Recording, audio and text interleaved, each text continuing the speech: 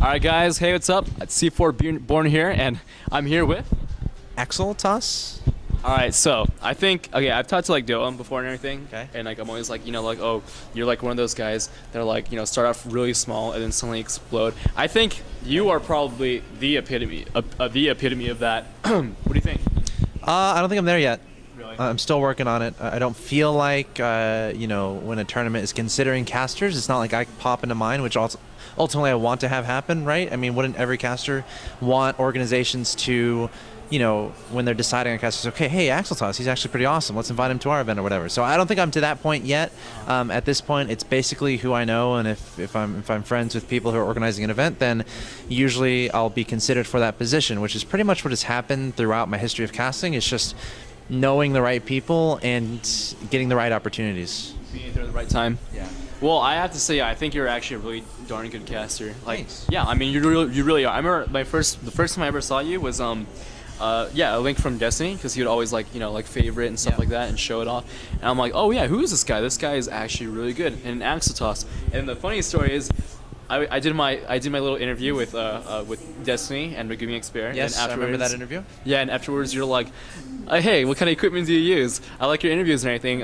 My first reaction was, hey, hold on, I know this guy. This is Axel Toss. I watch his videos. Yeah. And I was like, hey, dude, what's up? I use blah blah blah. And I'm like, hey, by the way, I'm a big fan of your work. And actually, I still have the messages saved in my YouTube. Yeah, man. box, What I try to do, I try to look through YouTube and just look for talent, because when I was with Content Gaming, I was like the StarCraft 2 media person, so I would always look for talent, look for things that I thought were promising in the community. So you're doing a great job, and keep it up. Thanks. Yeah.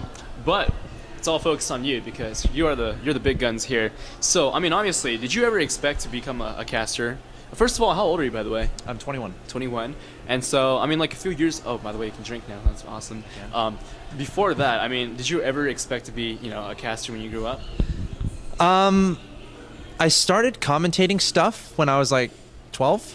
Like, I would like record games I played, and I would do voiceovers, whether it was for a tutorial for something because I liked helping people, or whether it was just for fun. I did that, and then I'd put it on YouTube. It's out there, by the way, on YouTube. If you're really a detective and stealthy, you could probably find it, but I'm not going to give a link or anything because that was a long time ago. Okay. And Did I you use the same ID though? no, see, that's the thing. But if you know my voice, it's possible. If you know a little bit of my history, then it's possible. But I'm not going to make it easy for anyone. Where basically I would just do these commentaries, and people are like, "Hey, you have a great voice. You should do that." And then going into college as a freshman, I was looking for a job, and a local radio station had a job. So I decided to take a job at a local radio station, and I decided I wanted to, because when you're freshman year of college, you don't really know what major you're gonna do. So I kind of decided on communication as my major, minor in journalism, thinking that okay, I kind of want to get into broadcasting. I don't know what though. My idea was some sort of sport like football, soccer, baseball, golf. That was always one of my ambitions, and I never thought it would be esports, but that kind of happened around my sophomore, junior year.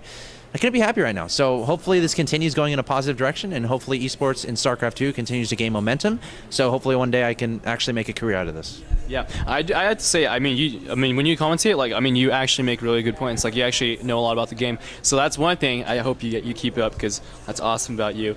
Also, though, did you have a background in Brood War? When I was very young, I got StarCraft 1, I got Brood War when that came out, but I would pretty much exclusively play the use map setting games. I had no idea there was actually a pro scene behind it, or knowing what I know now, I probably would have invested a lot of time into actually playing Brood War and like following the pro scene. As Brood War, as far as like the 1v1s and stuff, not like all I played was Sunken D, Evolves, Golems. There's like Poker D, all that stuff, all those fun custom games. That's what I. Yeah, okay. I might have stumbled across those once or twice. But that's basically what it is. I never invested too much time in actually playing, and then when StarCraft 2 came out, and I started playing that's when my eyes really opened onto like the scene behind it. So didn't really invest a lot into the Brood War Pro scene, but definitely played a lot of it as far as the custom maps go. Okay. I can kind of say the same thing, except I didn't play that many UMS. I played a lot of BGH and Python. UMS all the way. But. Mm-hmm. Now, also, since you're a caster, we gotta get all nitty gritty. Do you think StarCraft 2 is balanced? Do I think it's balanced? Yes. It's kind of impossible to say because it changes every single day, literally. and it's impossible to get enough intel or whatever, enough information, enough material to actually make a statistics to make a decent call, because there's patches all the time. So I can't comfortably say whether it's balanced or not, but I feel like what's important is the level of competition and great games, right? And I feel like a lot of great games are being produced. I don't feel like we're seeing too many races like at the top of tournaments. Like if you look at MLG Anaheim, it was a Protoss, Zerg, and Terran final 3. We had a Protoss, Terran, Zerg final 6. So looking at that, of course, that's just a really small sample set. You can't really say much from that, but from that, it feels like it's balanced. So, and honestly, any conversations about that are going to be irrelevant when Heart of the Swarm comes out. Yeah. So it's like, I choose not to worry about it, because if you start worrying about it, that's when controversy is created. I just focus on, what the players are doing, what decisions they're making, what kind of intel they're obtaining from their opponent, and then, what decisions they make from there, and then I don't really worry about the balance stuff too much. Okay. I mean, for me though, since I'm not, a notable figure or anything, I love to whine about Protoss Imba. But even though, I still think no matter what, there's still some kind of way you can deal with it. Like, it's not impossible.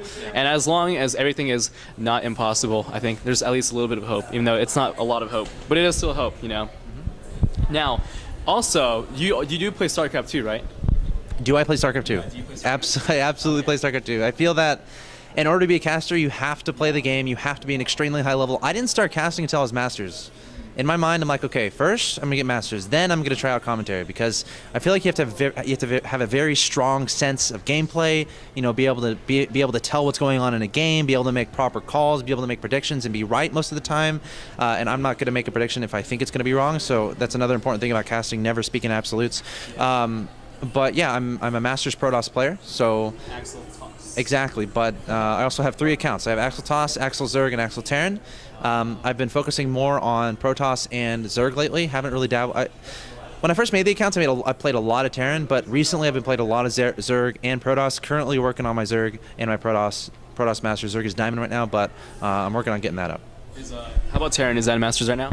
Terran, I don't think I completed my placement matches this season yet. Again, like last season, I didn't really focus on it. Mainly, exclusively Zerg and Protoss. I really want to try to get first Masters in all 3 races, and then Grandmaster in all 3 races. That's my ultimate goal. Good God.